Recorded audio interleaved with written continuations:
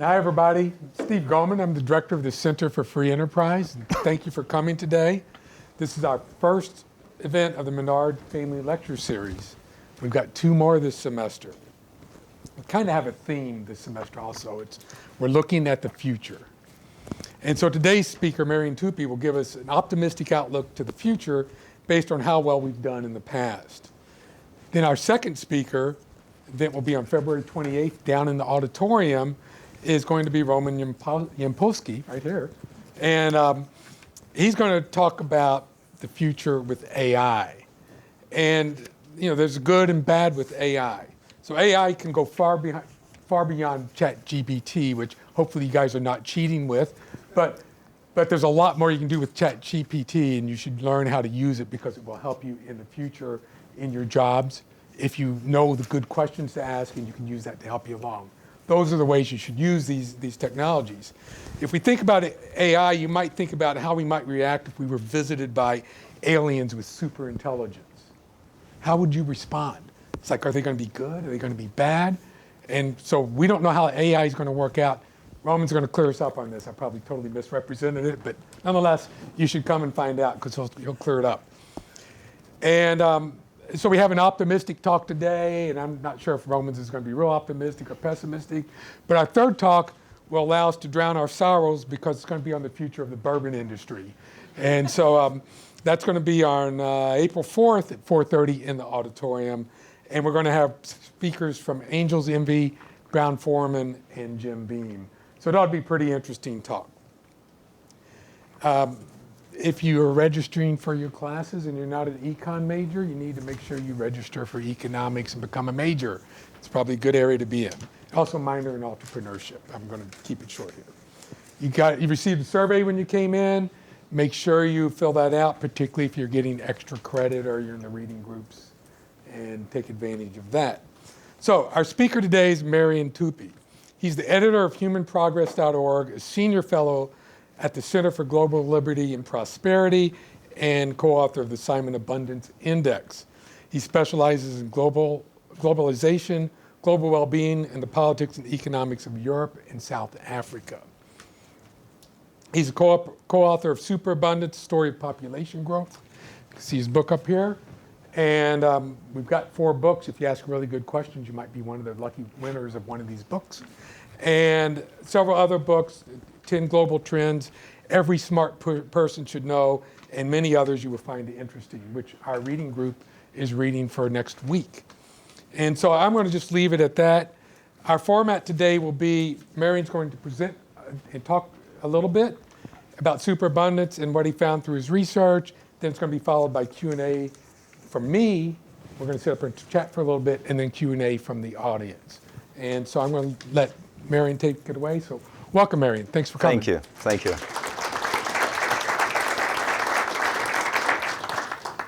Thank you very much for that very warm southern welcome to be here. And thanks to all of you for coming. I know you had other things that you could be doing, so I appreciate that you've come and listened to me. So, on November 15th, 2022, last year, the world's population reached 8 billion people. Is that too many or too few? Opinions on that subject differ. The great under-discussed factor in the climate crisis is there are just too many of us, and we use too much shit. Climate deniers like to say, there's no population problem, just look out the window of an airplane, something but empty space down there. But it's not about space, it's about resources. Humans are already using 1.7 times the resources the planet can support. In 1900, there were less than 2 billion people on Earth. Now it's approaching 8. We can't just keep going on like this. The world is just too crowded. There are not enough people. I can't emphasize this enough. There are not enough people.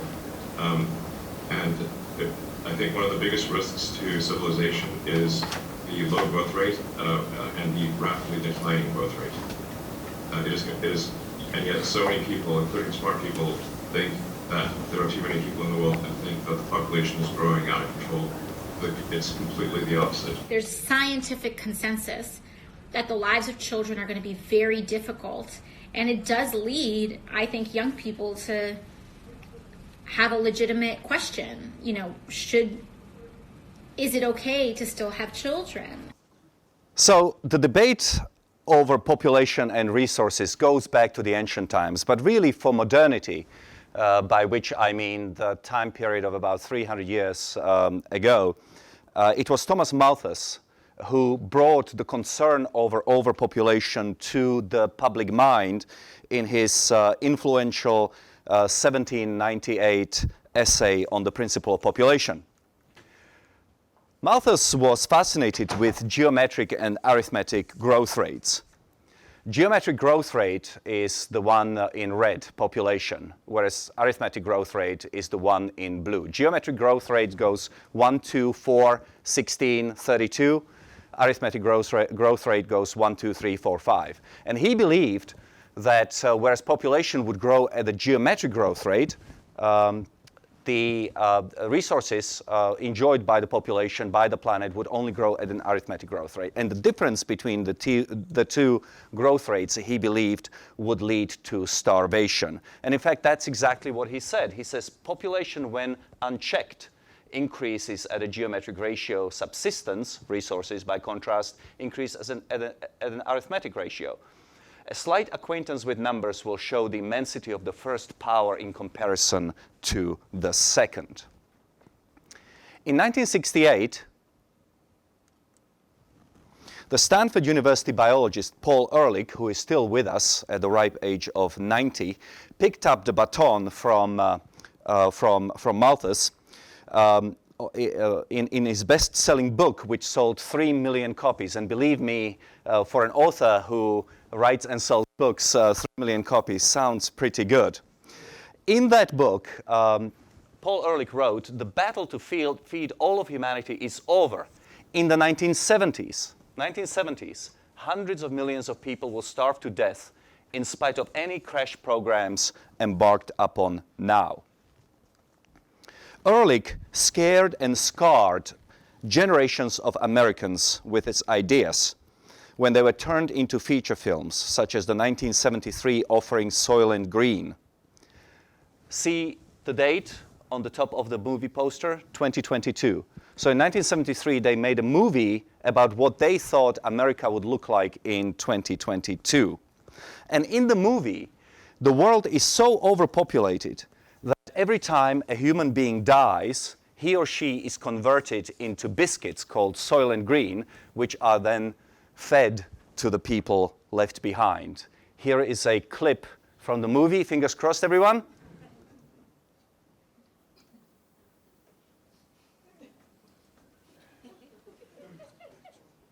There we go, there we go.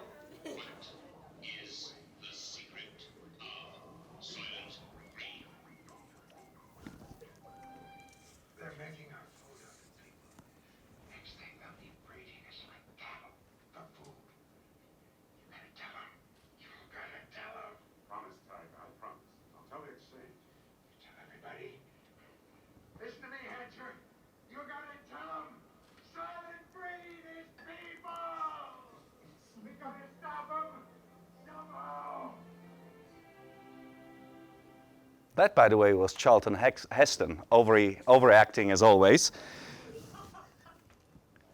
So here we are in 2023, and we are still not eating one another. Instead of starvation, we have an abundance of choices. I chose this particular picture because it reminds me of me when I'm at Whole Foods and I'm trying to choose between olive oil that's normal or virgin or extra virgin from Greece, from Italy, from Portugal, from California. And in fact, it's not just that we are doing well in the West, in advanced countries. Throughout the world, famines have disappeared outside of war zones. In much of the world, it is obesity rather than starvation, which is a problem. So how did it happen? Why were so many people so wrong? Accountants, physicians, physicists, and biologists measure abundance by counting resources. How much wheat we grow, how many barrels of oil we drill, how much aluminum we can extract. And that's problematic for many reasons. Measuring quantities does not account for technological breakthroughs, such as yield, as well as make it more pest and drought resistant, thus leading to bigger harvests on fewer acres of land. Also, measuring of quantities does not account for substitutes. Oil-fired power plants, for example, are being replaced by gas-fired power plants all over the world. And quantities do not account for efficiency gains. An aluminum can, for example, weighed about 3 ounces of aluminum in 1959. Today it weighs less than half an ounce. Now there are other reasons why all those people are wrong, but I think that you get the picture.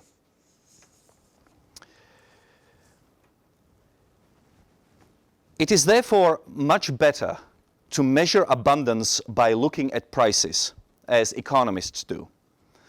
Rising price of a commodity implies growing scarcity. Falling price of a commodity implies growing abundance. And prices reflect the behavior and expectations of 8 billion people around the world. In a sense, the market is a giant calculator, providing just-in-time best possible estimates regarding what is scarce and what is abundant. But which price are we to use? All familiar with the nominal or current price. That's the one you see in the grocery every time you go to buy a loaf of bread. But that price frequently changes, sometimes overnight. To consider long-term trends, the real or inflation-adjusted price is better. To figure out whether something got cheaper or more expensive, simply subtract the inflation from the nominal price. This is an example of a loaf of bread during the German hyperinflation in 1921-1922. And those of you who are familiar with German will realize that Milliarden means, anyone? Billion.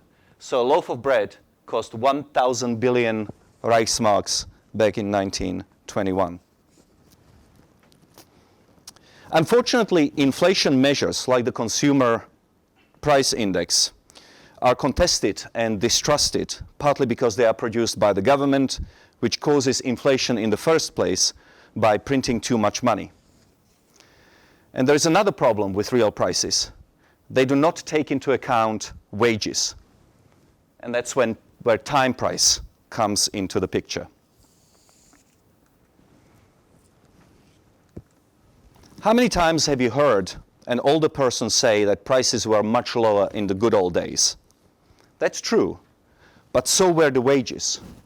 Wages tend to rise at a faster pace than inflation because they tend to reflect the increasing productivity of our species.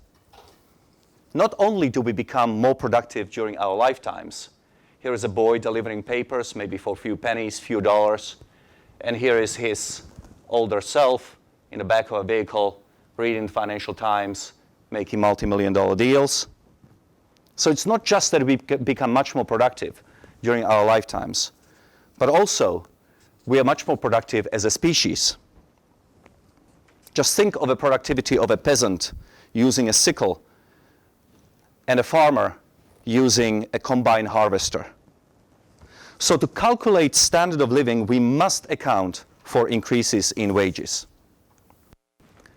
Time price is calculated by dividing the nominal price of a good or a service by the nominal hourly wage that you are earning at the time of the purchase. Whereas money prices are measured in dollars and cents, time prices are measured in hours and minutes. Simply put, time price tells you how long you have to work in order to buy something. Time price is the true price because while we buy things with money, we pay for them with time. Time that we could be spending doing other things, such as traveling, playing sports, or spending time with our loved ones. Using time prices makes sense because time prices capture changes in both prices and wages. They do not rely on GDP deflators and other contentious measures of inflation like the CPI. They do not have to be adjusted for purchasing power parity between countries, because an hour of work is the same in China as it is in the United States. Time prices work across time, so it is possible to compare standards of living in the United States in 1850 versus 2023. And finally, forgive me, I went too fast. And finally, time is an independent variable that's not influenced by external factors, such as human perception or the environment. Time is universal and constant for general purposes, which is to say short of Einstein's theory of relativity. And time is equal, because everybody has only 24 hours in a day. So let's look at a specific example. This is price of bread in the United States between 1980 and 2022. The data comes from the Bureau of Labor Statistics and from the Federal Reserve of St. Louis. Nominal price in 1980 was 50 cents. By 2022, it increased to $1.56. So bread got 212% more expensive in nominal terms. That is the sort of statistics that you see in American newspapers and in the media all the time. They give you the nominal price. What it was in 1980, how does it compare to 2022? And that's when you get the nominal increase of 212%. But of course, you know by now that in order to get a real sense of the price, you need to adjust it for inflation. So 50 cents of 1918 dollars means $1.81 in 2022. But we know that bread only cost $1.56 in 2022. So we can say that bread got 13.8% cheaper. That's if you believe government statistics. Now, time price. We know, once again, that bread cost 50 cents in 1980. And we also know that hourly wage of a blue-collar worker back then was $6.57. And that means that your blue-collar manufacturing worker had to work 4 minutes in order to buy a loaf of bread. By 2022, bread has increased to $1.56. But the hourly wages of manufacturing laborers have risen to $26.87. So our blue-collar worker now has to work only 3 minutes in order to buy a loaf of bread. So by that accounting, bread got 25% cheaper.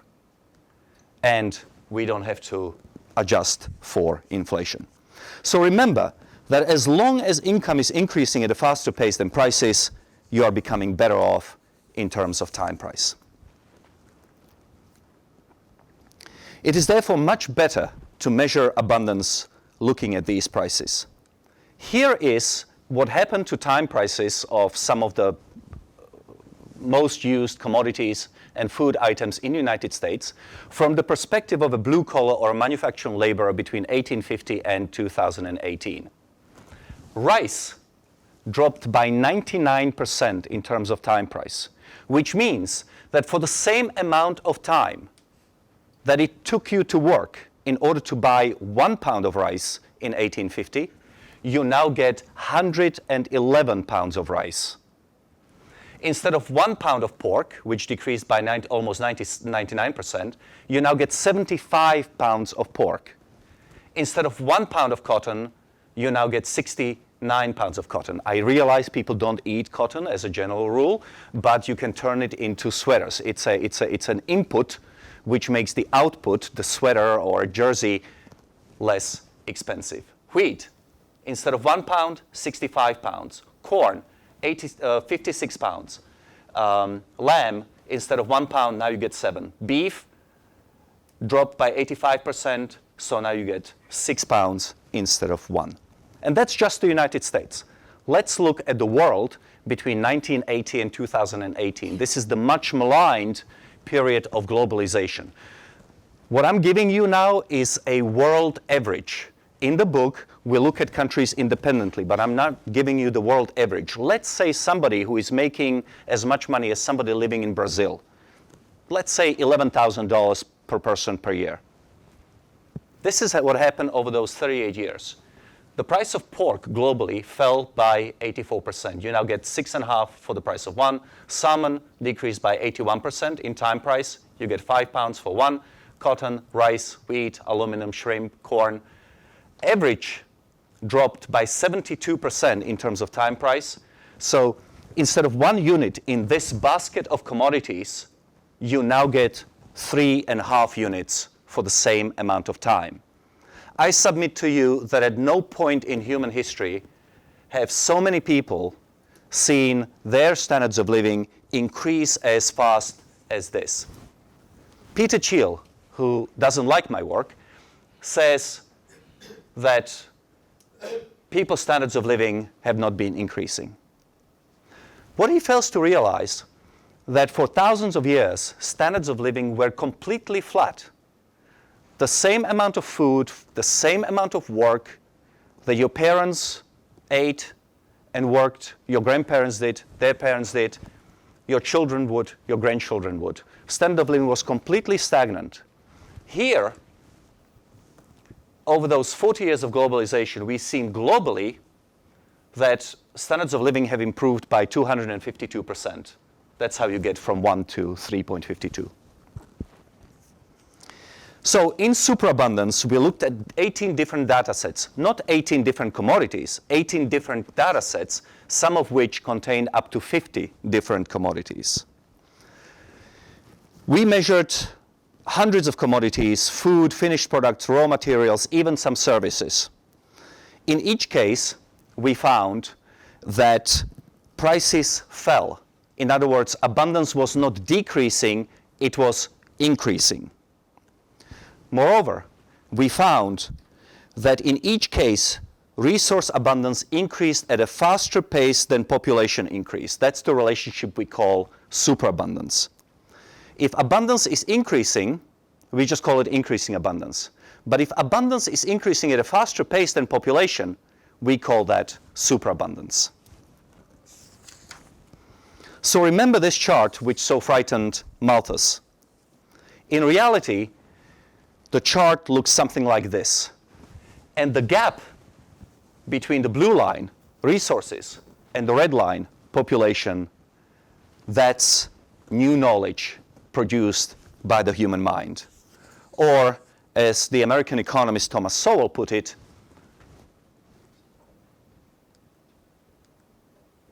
the caveman had the same natural resources at their disposal as we have today.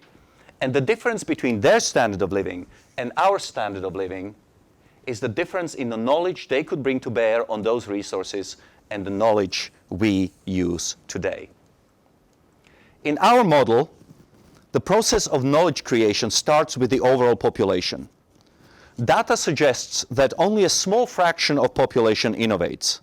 Therefore, the bigger the population, the greater the chance that someone will come with a useful idea. Like the Scottish pastor Patrick Bell, who invented an agricultural reaping machine that he harvested his wheat with back in 1828. The next step in the process of knowledge creation takes place in the market, where inventions are constantly improved, leading to innovations such as the modern combine harvester, which makes our supermarket shelves burst with wide varieties of affordable bread. But population size is not enough to bring about superabundance. China has been the world's most populous country for at least 2,000 years.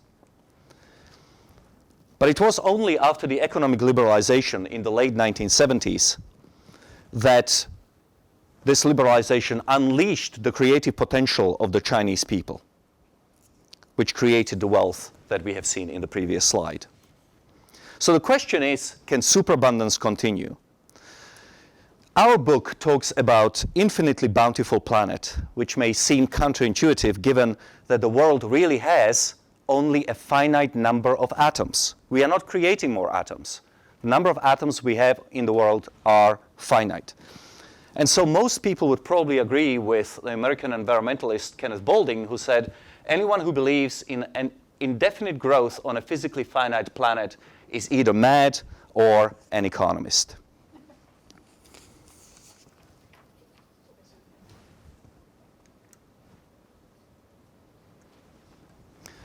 But the number of atoms is not all that matters. This is Lamborghini Huracan, worth $250,000. And this is Lamborghini Huracan, worth $5,000. Well, you've seen it, I'm not going to go back. Note that the number of atoms in both pictures is the same, but those atoms have been rearranged in different ways. The first intelligently and the second chaotically. By arranging atoms in an intelligent way, we can get ever more value from the same atoms or from previously useless atoms. Sand has been lying around on the beaches of the world for billions of years.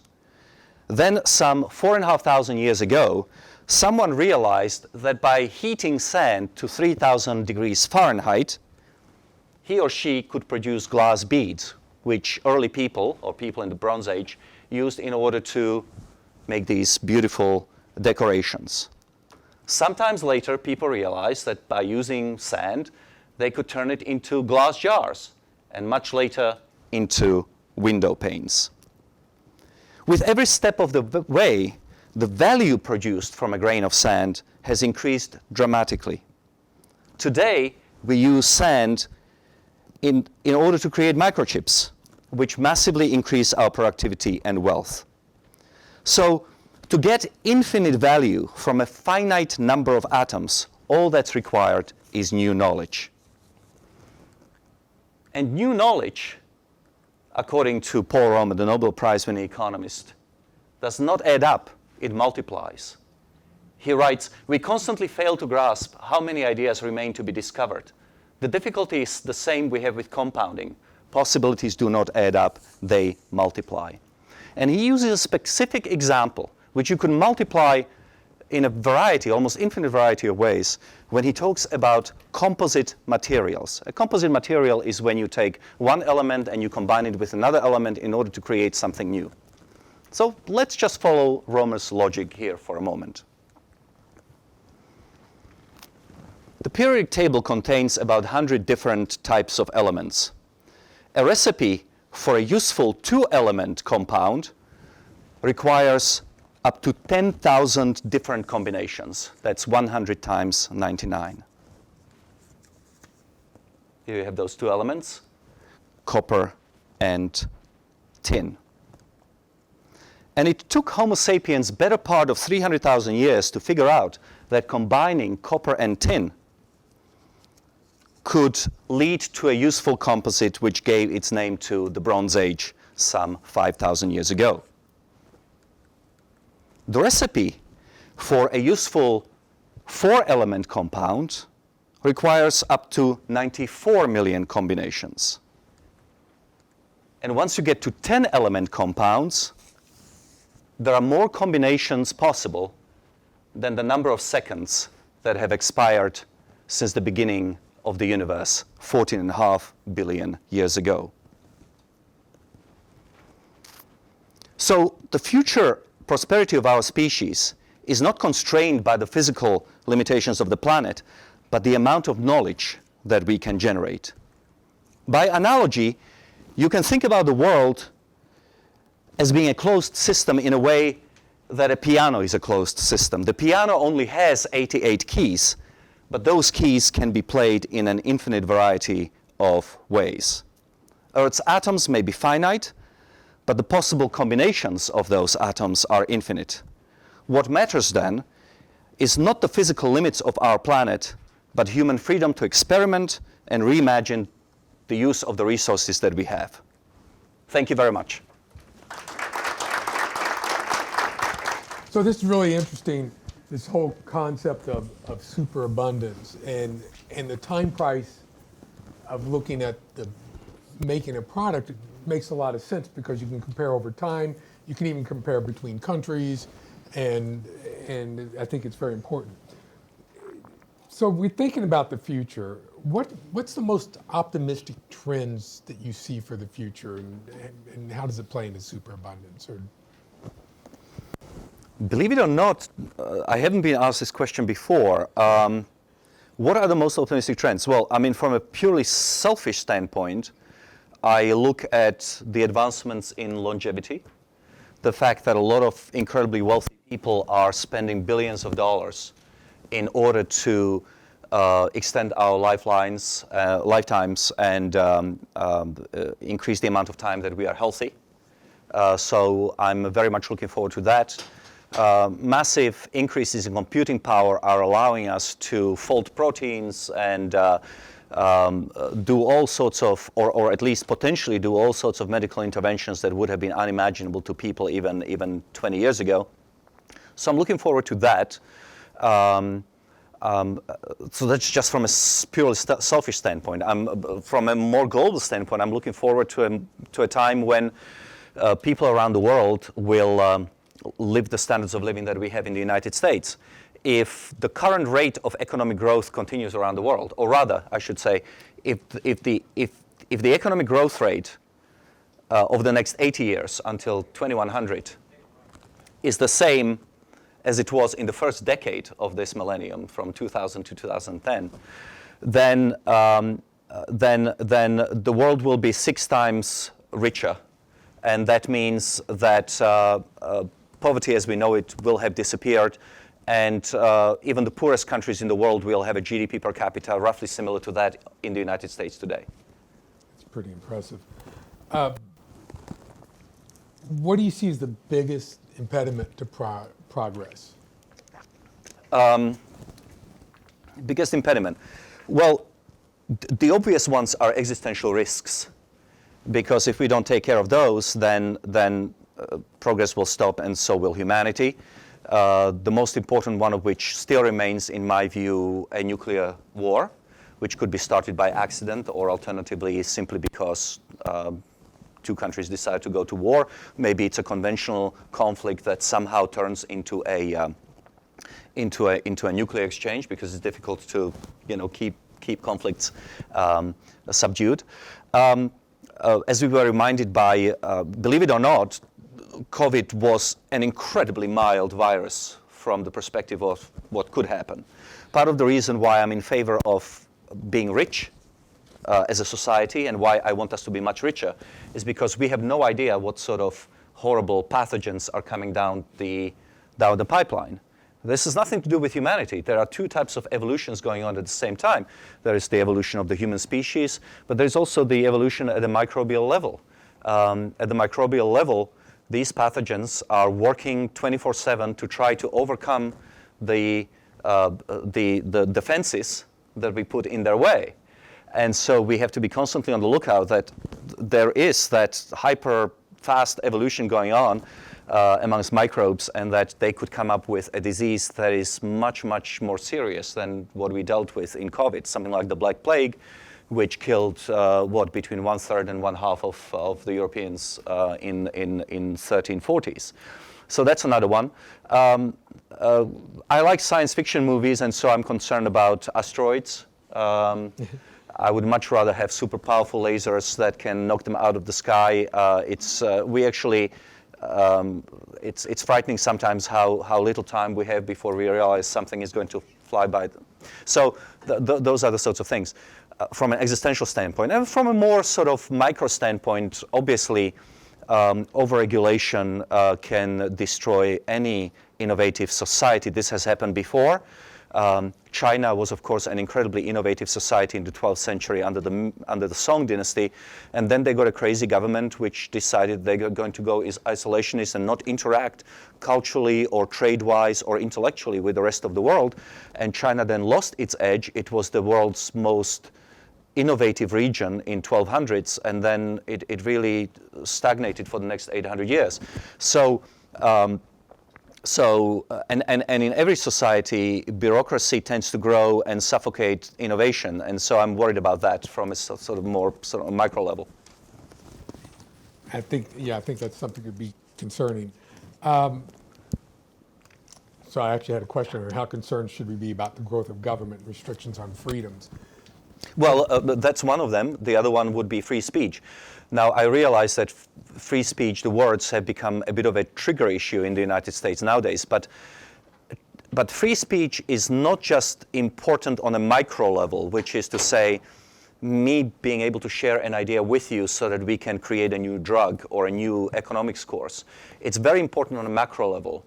When people cannot say, oh, I think we are going off the cliff, that's very important. In Eastern Europe, where I grew up, we were not permitted to say that the society wasn't functioning, and so we were just deteriorating constantly because we couldn't address that macro trend. Yeah, I think that's the beauty of the United States, at least. We can say, oh, I don't like the government doing this, and you don't get in trouble. There are people in China right now that are being arrested because they went out and protested the COVID restrictions. And so those kind of freedoms, do you see China going downhill now, or is China going to come back up? Well, not without changing government. So what tends to happen is that when you have empires, China is an empire in a sense of its size. I'm not implying anything else by that, but when you have a very large empire or a country that is constituted of different particles, so you have Han, you have the Tibetans, you have all sorts of other minorities, empires tend to worry mostly about domestic stability. They are not so much worried about being attacked from the outside. Nobody is silly enough to think that they can fight China. But China is concerned mostly about domestic stability. And so what empires tend to do, they tend to overemphasize that control from the center.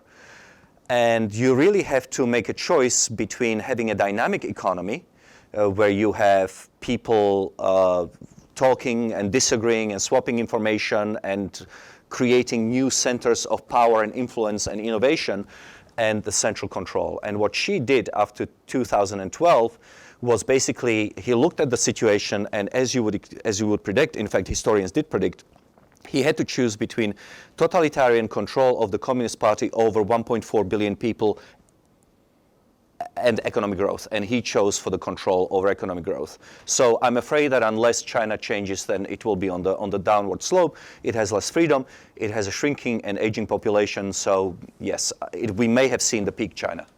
And so speaking of population, is that the most worrisome trend? The population's not growing like it used to in 100 years? Will we be back on a downtrend? I know it's growing. We're going to reach a peak and it's going to start dropping. If we keep dropping, is this going to be a major issue because not as many innovators? Yes, that's correct. Now you can, so again, as I said in my presentation, new ideas only come at this moment from a human mind. Now we could have fewer people on the planet if we could compensate for those minds by having artificial minds, AI, supercomputing, that sort of thing. Or alternatively, if we could have much of the world which is not enjoying freedom to enter the global economy. So we have the whole continent of Africa, which is doing much better than it did, say, 30 years ago or even 20 years ago. But they have still a long way to go toward being fully integrated in the global economy. And that's 1.2 billion people right there who could contribute their ideas. Same goes for Asia and Latin America. A lot of places there where people are suffering under a regime that doesn't permit them to invest, they don't have security of private property, they cannot profit, etc. Yeah, so don't forget AI on the 28th. Make sure you show up. But I think AI is a big wave of the future, but economic freedom is very important. And I know the Fraser Institute puts out an economic freedom index for every country in the world, and some countries are freer than others. Has the trend been positive on that? And is it becoming more positive in Africa? The countries that are less free, are they becoming any more freer? Do you know? Last time I looked at the data, it looked like it was plateauing. There was obviously a massive increase in economic freedom around the world in the 1990s and early 2000s after the collapse of communism. But it's been plateauing. In the United States, it's been declining. We have reached our peak economic freedom in 2001, and since then it's been on a downward slope. And many other countries, which matter, because most of the innovation right now happens in advanced nations, economically advanced nations such as Western Europe and South Korea, Japan, and North America. So that matters, and it's been on a downward slope. Sorry, that was the first part of your question. The second one was, how is... I think that Latin America is not doing much better. Africa is doing somewhat better. Their economic freedom has increased. When I was at university, I went to university in South Africa. Certainly, free trade was, participating in globalization in trade was still considered to be something that you shouldn't be doing because you got exploited by evil capitalists. You shouldn't have multinational corporation in your country because you got exploited by evil capitalists. That's completely changed. Africans now want to participate in globalization. They want to have multinational corporations. They want to have foreign investment. Africa right now is economically liberalizing, but they are held back by very flawed political institutions. There has been backsliding on political freedom rather than economic. So globalization, some people argue against globalization, saying we in America can be worse off because we become interdependent with other countries. But if you take a more cosmopolitan views, like we care about people in general, it seems to me globalization might be better off for the world. But are there issues with globalization that we need to worry about, or are we just... Yeah, so globalization certainly has been absolutely amazing for the world. I mean, those numbers say that, but there are many other numbers that you could come up with. China, India, these, 3 billion people between them? So that's one fourth of humanity, thereabouts. No, 1/3 of humanity, more than 1/3 of humanity. And they benefited handsomely, but so did Malaysia, Indonesia, so did Brazil, so did Mexico, many other countries. The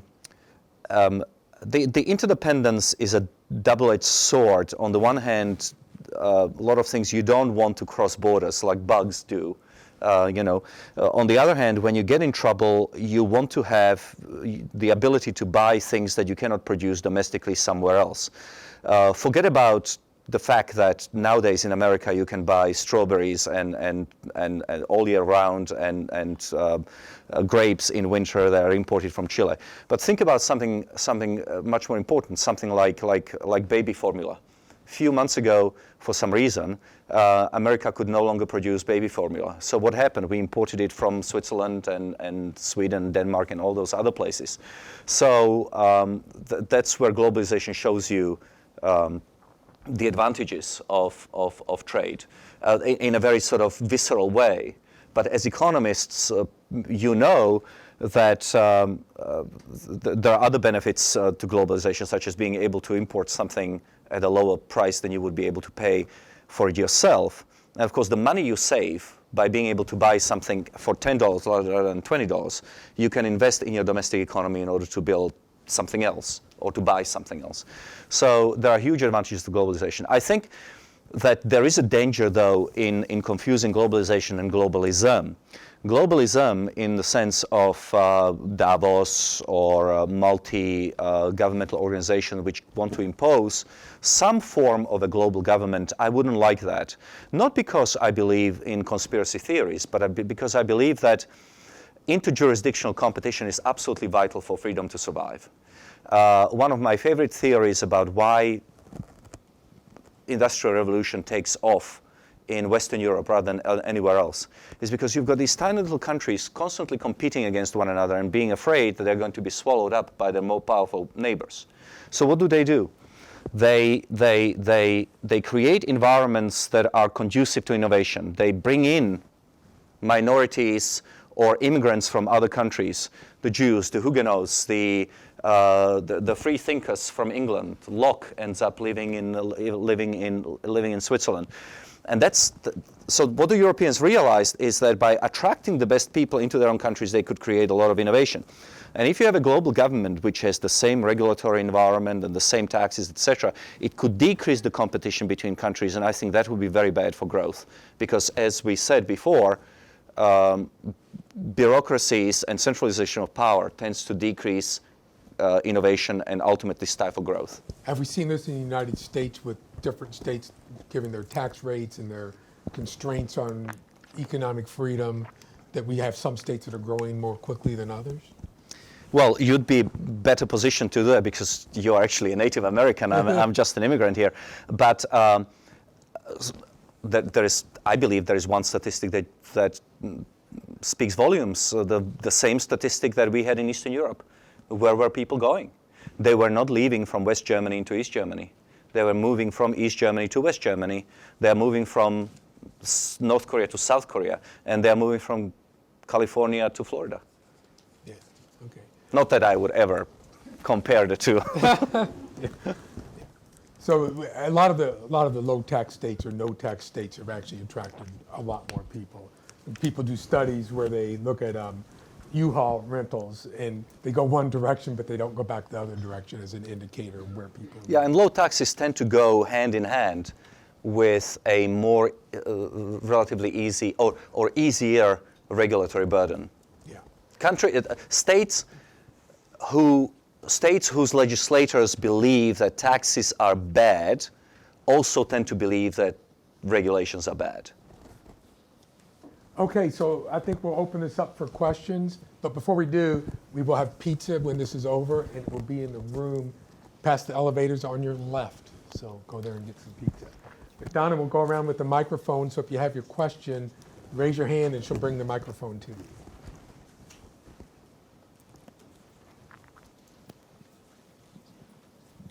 Hello. It's working, it's just recording. You showed us some really cool tables comparing products and services. You're showing that inflation-adjusted dollars is getting cheaper. It's cheaper in terms of time. But are you keeping quality constant? Excellent question. Excellent question. There is no price in the world which adequately accounts for quality improvements. Time prices suffer from the same problem than any other prices. It's very difficult to adjust for quality improvements, which is why in the book we only compare like with like.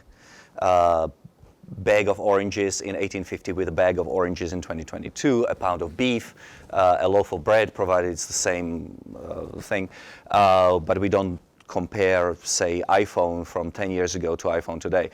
And we think that actually that's good enough because the poorest people in society are the ones who care most about things such as how much does a pound of pork cost as opposed to an iPhone.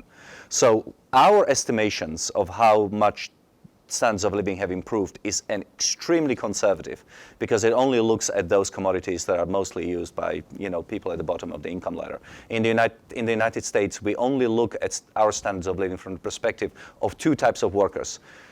Blue-collar workers, that's what I showed you, and unskilled laborers, people like janitors. We don't use average GDP at all. We didn't want to have to deal with accusations of, inequality and rich people. How do they factor in this? We are looking at a janitor and ask how many pounds of beef he can buy now as opposed to 100 years ago or 50 years ago. And yeah. Oh, that reminds me, did time cost of any products go up? In one series, and that was between 1960 and 2018, we found that oil, the gas that you put in your cars, and we call it petrol, so I'm always confused, and gold went up marginally.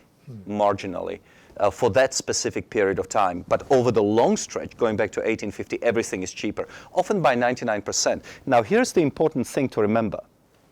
If something goes up by 100%, you only get half as much as you would before, right? But if something goes down by 100%, it becomes free. And so that's the reason why we felt we needed to translate time prices into abundance. Because the closer to 100% reduction in time price you get, it basically becomes free. Yeah. Thanks for the talk. I guess my worry is that the causal mechanism you recognize is the price mechanism, and ecosystem services and natural capital and carbon emissions are not priced. And so there's no way for that information to get into your calculations. And so we have no idea, actually, if we're getting anywhere closer to overuse of the Earth's capacity to absorb carbon emissions. But we do know that the price the prices that you report are inaccurate because they don't factor in a major contributor to the how much we're drawing down the Earth's resources. So I guess I'm wondering. And I'm surprised that when Steve asked about your fears for the future, why you didn't say, I'm afraid that we won't price carbon, because we're socializing carbon emissions right now. And so I would have thought that you'd want to privatize carbon emissions by internalizing that massive externality that makes our economy work. Sure, and the reason why I didn't answer Steve's question, we're talking about climate change, is because I believe it's happening. I believe it's a problem. I do not believe it's an existential crisis. He asked me about existential crisis. And just looking at the numbers, I just don't see a crisis. I see that the number of people who are dying due to extreme weather events has dropped by 98% over the last 100 years. And those extreme weather events include floods, droughts, fires, even earthquakes, over which climate change has no say. So from the perspective of the human being, if it's an existential crisis, the question is, what is it an existential crisis for, or to whom? Presumably, the first thing that comes to mind is human beings, that it is going to extinguish human race. But when we are looking at statistics, it shows us that actually the number of people who are dying due to extreme weather events is declining. So that is why I don't believe it's an existential crisis. Please feel free to push back. You didn't answer the question about prices. Oh, and the prices. Well, it's a good question. Of course, time prices or any other price right now doesn't take into account also a lot of positive externalities that happen as a result of CO2 in the atmosphere. Such as, for example, that we are able to build sturdier houses so that when the hurricane does come, it's not going to blow our shack apart and kill everybody in it, but we are going to be protected. It doesn't take into account our hospitals or our hospitals which are run on fossil fuels, or for that matter, medical machines which are made out of plastic. So there's a lot of things that don't go into that particular price.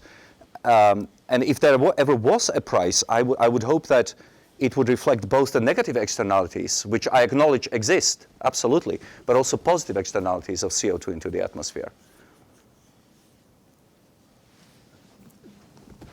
All right.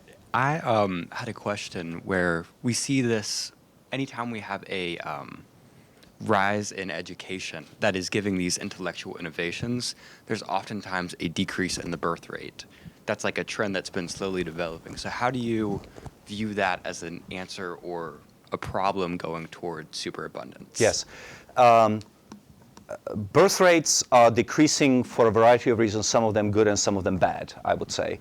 The fact that women now have a right to do with their lives whatever they want, absolutely. It's a great thing that we live in a world where a woman can decide not to have children because she wants to become a banker and earn millions of dollars. Absolutely. The book deals with a specific set of objections to having children, such as the world is going to end because we are going to run out of resources. In the final chapter of the book, we point to a number of global surveys where an increasing share of women and men, meaning couples, say that they are not going to have children because they believe the world is about to end. That bringing a child into the world is a selfish act, that we are like a cancer on the planet, or alternatively, because the oceans are going to boil, or because we are going to run out of resources, and we are going to live in the world of soil and green. So fecundity, human fecundity, doesn't happen within an intellectual ether or vacuum. It happens within a certain zeitgeist. And to the extent that young people are hearing constantly, the world is going to end, therefore they decide not to have children, I would say that's a mistake. Just kind of going off of that, how do you really combat that message? Like, how do you, not everybody might understand all the charts and the data on it. Like, how do you really create a simple message for not only average people, but also leaders like Congresswoman Cortez. Yeah, try and change their mind. the leaders are not leading; they are following. I don't believe that leaders are leading for a second. You go to Davos, and all you hear is repetition of some bromide that somebody said, and then everybody thinks that that's what they have to do in order to look good. I think that people need to be convinced. I mean, and that's difficult because, as we explain in the book also, and this is well known, your psychologist will be able to tell you that here at the university we are prone to internalize negative messages much more than positive messages. We have evolved to have a bias toward the negative because, well, all the optimists got eaten by lions, right? It is much less costly to overreact to a threat that doesn't exist than to underreact to a real threat. So if you think, oh well, there is probably nothing hiding behind the bush, but in fact it's somebody with a spear or a lion, you get weeded out of the gene pool very quickly. So the point is that people are much more prone to internalize apocalyptic messages.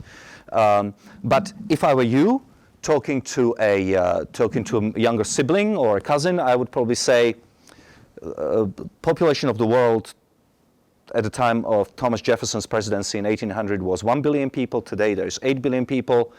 When would you rather live? At the time of Thomas Jefferson, with life expectancy of 25 years, GDP per capita in the United States, $4 per person per day. Rife ignorance, illiteracy,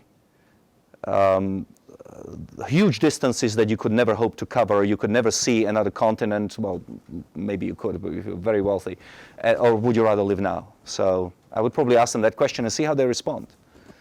They would probably say that we are destroying the world.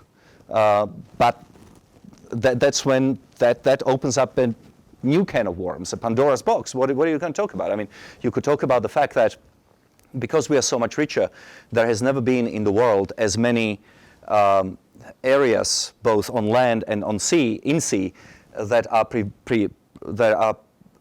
are preserved from human exploration and exploitation. Never before have as many countries have so many natural reserve parks as we have now. I believe 15% of the planet. 15% of land area of the globe is now protected area. That's twice the size of the United States. 7% of oceans are now protected from exploitation. Now that may seem a little, except 7% of the world's ocean means an area the size of 2 South Americas, right? So I don't believe that we are destroying the planet, partly because, as you will read in the first book that we wrote, there is a huge amount of urbanization going on. By 2100, something like 80% of people in the world will be living in the cities.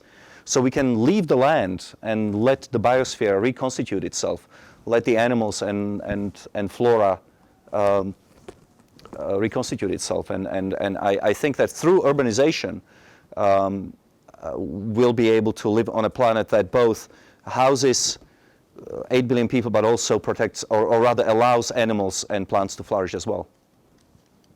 Thank you. These are very long answers, but these are very complicated questions. So, yeah, I was going to ask about how we have China, East Asia, we have Eastern Europe especially, with the falling birth rates.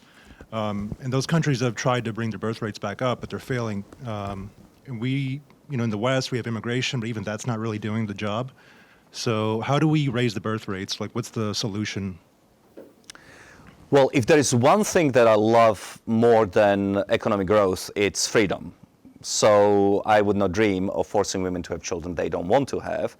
I'm a little bit worried that China has gone from one-child policy. They prevented the births of 400 million people. Sometimes they've aborted babies after they were born. Extraordinary cruelty. They then imposed two-child policy. Now they have a three-child policy, and it's not moving in the direction that they want. I'm really worried, you heard it here first, that within 5 to 10 years, China will be actually forcing women to have children. So I don't believe force is the way to go. There are ways that you can do it on the margins. For example, you could stop preventing people from building houses in the United States. We are doing an extremely good job of making housing much more expensive than it ought to be through NIMBYism and overregulation.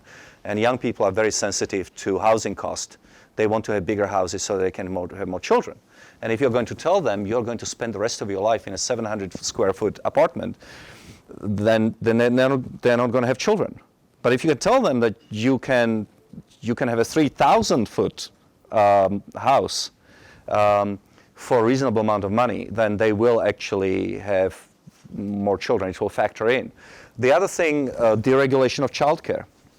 As of 2 months ago, Washington, D.C. government, I live in Washington, so I know how stupid government can be, declared that in order to do a childcare, be a child carer, sitting there overseeing 5 toddlers, you now have to have a Bachelor's of Arts degree, right? What does that do with prices? Of course, it jacks them up, and therefore it's going to be much less affordable for parents to have childcare if they want to work and have children at the same time. So there are a lot of things that we could do on the margins, and we could stop talking about the end of the world. Yes? Thanks for the talk. And I just want to kind of to talk about like the understanding about the charge, right? In terms of the comparison between the technology knowledge and how the population grows. You said because actually it might be true that how right now the world produces more than enough food, right, for the world population, but actually from the geographical perspective, it's the problem on even distribution. The countries which produce most of the food, like the U.S., the largest agriculture exporting country, right, Australia, Canada, Netherlands, France, right, they all developed countries, but the poor countries, millions of people die because they have more nutrition, they don't have enough food to eat. So that's the distribution is the big issue, which might affect the price. Also, like wars, natural disasters, like the pandemic and the Russia-Ukraine war might affect the global grain market price. So therefore, I think that the in general, right, totally we do can produce enough food, but it's the uneven distribution across the country. Even in this country, we have 100,000 people homeless. They don't have enough food, right? We have a lot of students on free lunch, right? Reduced lunch program. They couldn't afford to get the food. So that's another issue, global-wide and nationwide, also locally. The second thing I want to Ever mentioned the kind of the environmental problem, because although technologies knowledge can allow the humankind to produce enough food, actually more food, right, than the overall the world population need. But we also paid a very heavy price. The environmental damage, right, pollution, global warming, climate change, sea level rise. It's very scientists are very sure, like the coastal area of U.S., China, like Florida, many millions of people, their whole community are going to be inundated by rising sea levels. Basically, I mean hold on. Sea is rising by 1 foot a century. Yeah, that's right. actually. We are not going to be stationary. The 8 billion people in the world are not going to stand in place and wait for the sea to swallow us all. We are going to be, first of all, moving, and secondly, we are going to be developing ways of addressing climate change, as we should, because climate change is a problem. But if 1/3 of Holland is below the waterline, if the Dutch could create a country out of a sea 300 years ago, when their GDP per capita was the same as it is in Bangladesh today, we can do it. Singapore is 25% bigger than it was in 1961.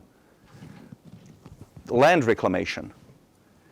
We know how to do this, we must just do it. We also know how to create plants that do not require pesticide, that require less water, and they require less fertilizer. It's called GMO foods. Scientists all over the world are working on plants like that. We can significantly reduce the amount of pesticide, so there is less outflow into the rivers and then into the oceans. We can use less fertilizer, which is also good. through genetic modification. We've been doing this for a very long time. And there are some extraordinary accomplishments that humanity has made in the last 40 or 50 years.